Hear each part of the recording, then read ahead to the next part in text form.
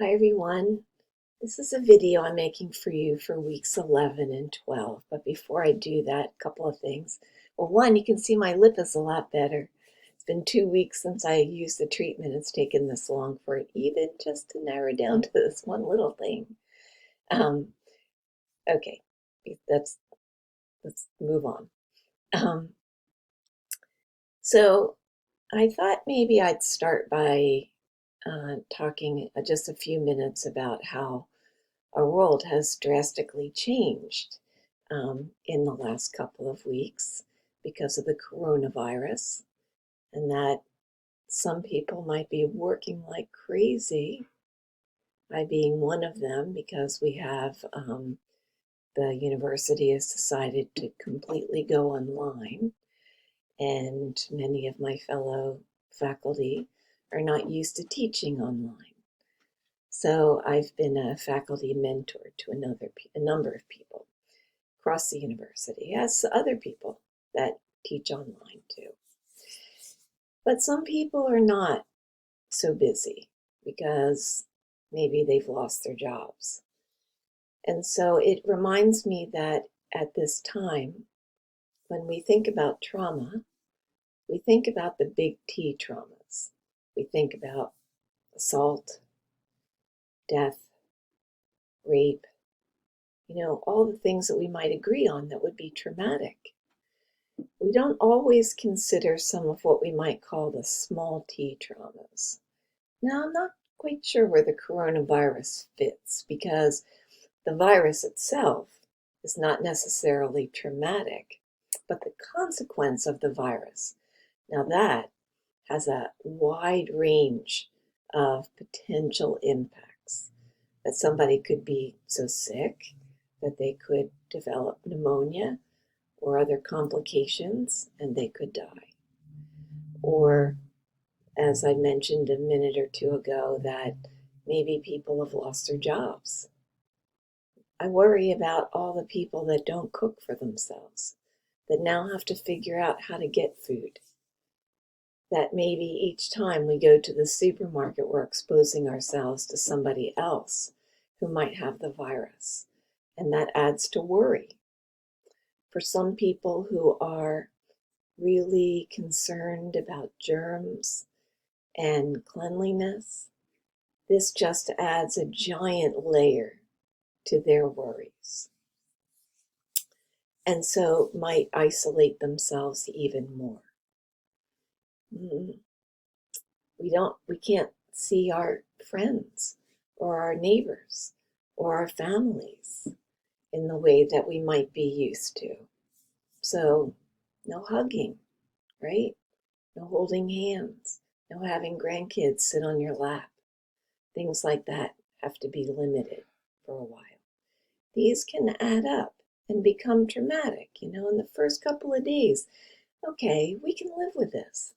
But what happens if it's a week or 2 weeks or 4 weeks or even longer before we can actually go back to our daily routine of living? So I thought that I have 3 sections. I've mentioned this before, and I thought that I would go into each section. And in this area, this week 11, 12 area, I'll add a discussion. So if anybody feels like they want to talk about maybe the work that they're doing, maybe they want to talk about their own feeling of isolation, that we can do that here. And you can do that with your fellow classmates. I'd like to be included and jumping in and maybe having conversations. So once I set it up, I'll check in to each course each morning to see if anybody has anything they want to talk about, okay? Maybe you want to talk about something else. So there are, I guess, good news, right?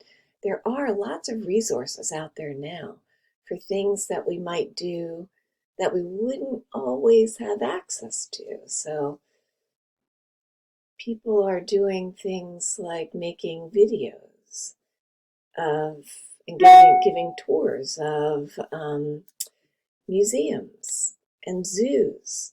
And they're posting ideas for what we could do with kids. I don't know if you know who Jim Gaffigan is, but he's a comedian. He's really quite a funny guy. He has 5 kids and a wife, and so at 6 o'clock each night, he's live streaming Dinner with the Gaffigans. And he did this, he's doing this because there's lots of people out there who don't live with somebody else. And so they're by themselves at dinner time. And you can jump in and see what's happening in his house. And his idea is that he can include other people in that. Each Sunday, we've started what we call a kids' cave. It's something that we have in our basement for when the grandkids come over and play.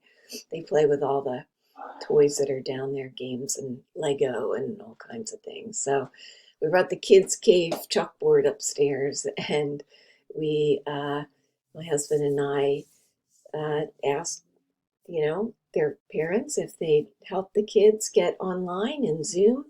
And so we met with them last Sunday, and I was really quite surprised because at least 4 of the kids stayed on for the whole 2 hours that we were there. And I think more kids are going to come. And one of the kids that refused to come and see what we were doing eventually joined us and now is looking forward to what we're going to do next week. And all we did was tell stories. Now, one of the stories, the theme of the stories were one was poop, the other one had to do with the bathroom. But my granddaughter read a story. She's 7. My stepdaughter, who's 38, read a story. I read a story, and all the kids were there, and it was a hoot. It was really amazing. So this week, they don't know it yet, so don't tell them. We're going to do a virtual scavenger hunt, and I'm going to go give them things that they can go and find. And I expect that the older kids, who range in age between 13 and 20, are going to join us too. The parents stayed the whole time also because we're not hanging out with other people unless we're working sometimes. And I mean, working might be working by Zoom, not really in person. So we want to think about ways that we can not just support the folks that we work with, our coworkers, and ourselves, our families, our friends. How can we connect with those folks? So maybe you don't have Zoom, but you do have Zoom because you're a Widener student. But maybe you don't want to use Zoom. You could use FaceTime, Skype. They all allow more than one person to be on video at the same time. So think about ways that you might do that. And maybe those are some things, ideas that we can share as well. Okay? All right, so let's go through what is happening for this week, for these 2 weeks. And there's really only 2 more 2-week modules left. And then we're done with the semester. So this week, you'll read chapter 10, The Kindness of Children. I love, love, love this chapter. It is so sweet how these children just know what to do, okay? And then the body keeps score. So Babette Rothschild talks about more somatic techniques that helps to make trauma therapy safer.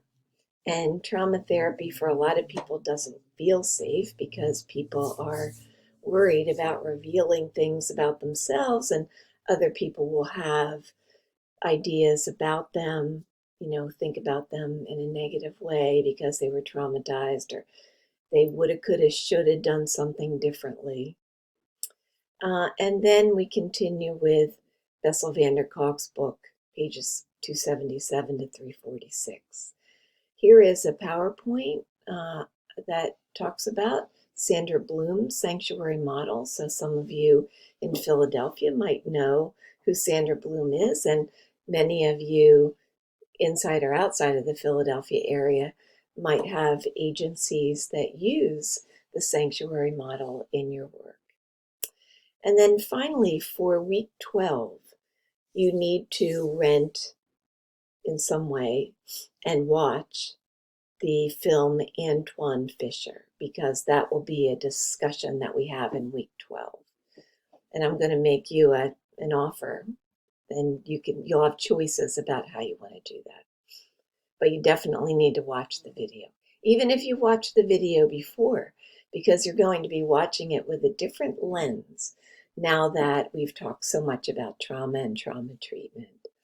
Remember that if you're uploading your technique demonstration and you're not sure that this is your week, go to the announcements and see the announcement that has the list of who is presenting, and that you need to upload it in two places. One is here in this area that's for grading.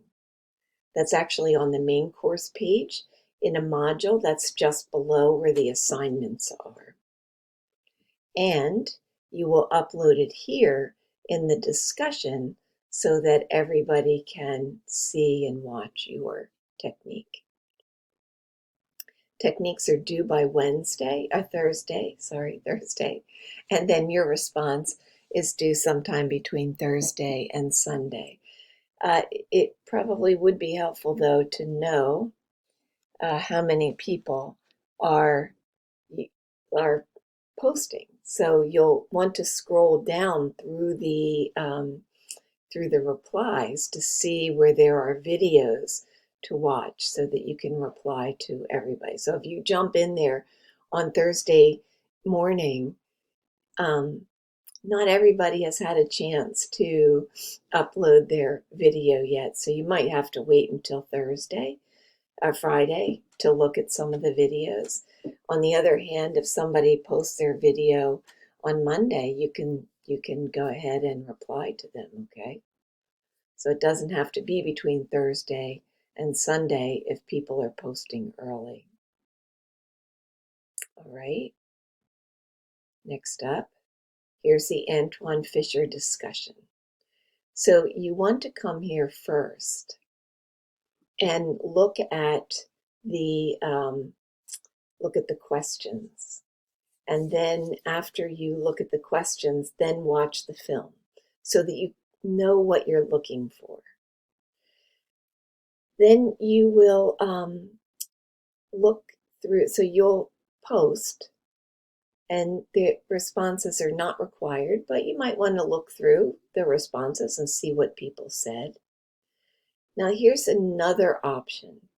Instead of posting and answering the questions, I'm going to make available a Zoom room that you could come and have a conversation with me about Antwon Fisher. And I'm going to open it up to all three sections so that it won't even be potentially, people that are in your class, but it could well be people that are in a different class, because everybody will be watching the video for the same week, okay? And that would take the place of the post. You show up, you have a discussion, you add to that discussion, and then and that's your post for the week. That's really a choice. So I will be posting an announcement with a Zoom link.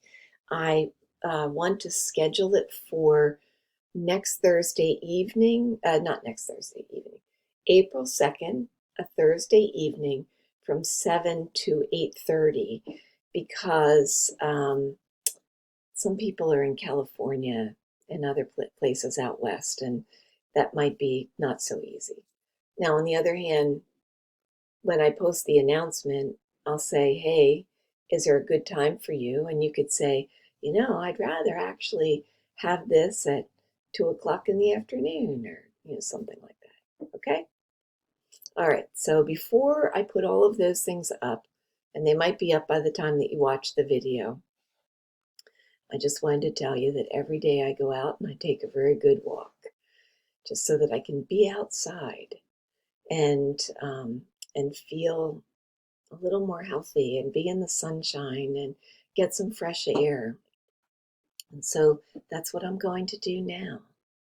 And then I'll come back and I'll fix the all of the discussions and the announcements. Okay. All right. They might be up there though by the time you see this, which is fine. All right. Thank you so much. I will see you in the course. Bye.